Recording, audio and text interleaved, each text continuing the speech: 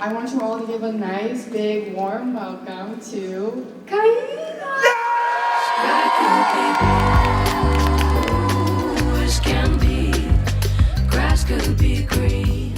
What got me into performing and singing is this group called the Happiness Club. I started in that group when I was about 9, and they kind of just create their own music and choreography and perform all over the city of Chicago and sometimes outside of Chicago.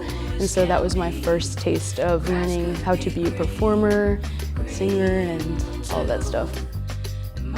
We're super spoiled in Chicago. We're not an industry city, so everyone who's making music feels pretty genuine and like they're making music because they have a need to, and then they just end up being really good at it. And I think my music kind of just reflects the community and space that I operate in, which is just like really eclectic and from different parts of the cities and different sounds, and at the forefront, like great community.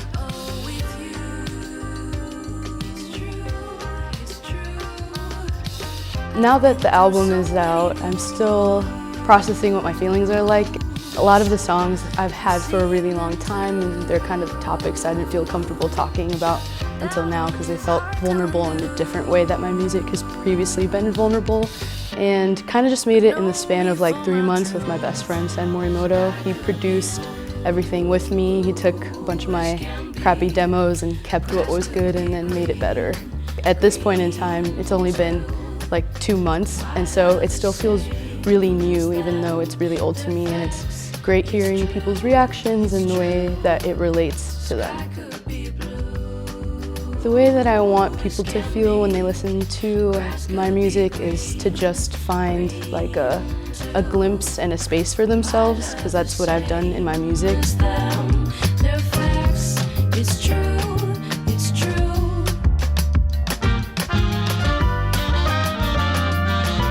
I don't feel like I necessarily belong in one space or one genre, and so I want people to be able to listen to my music and be able to see the journey of someone's identity and kind of figure out what that means to them and not try to box themselves into one space. Because I think the problem with a lot of people who are Latinx is that they feel not enough of something or like they're not connected, which in reality is kind of not true. It's just that there's a different way to be a Latinx person for, you know, every single human. And mostly in the process of creating the album and growing up into an adult is being like, oh, I've never been disconnected from my roots. I've only just set a weird rule for myself that didn't need to exist, and I'm kind of carving what my identity is and how I'm connected to myself and my family and my lineage.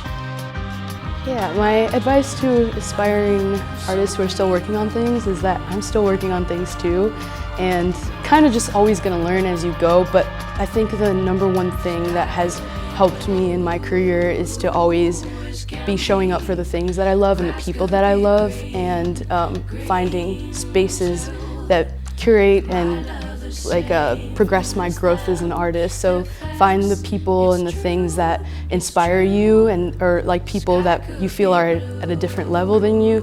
Just like hang around those people and that energy will rub off and you'll have something to work towards and have community, which is really, really important.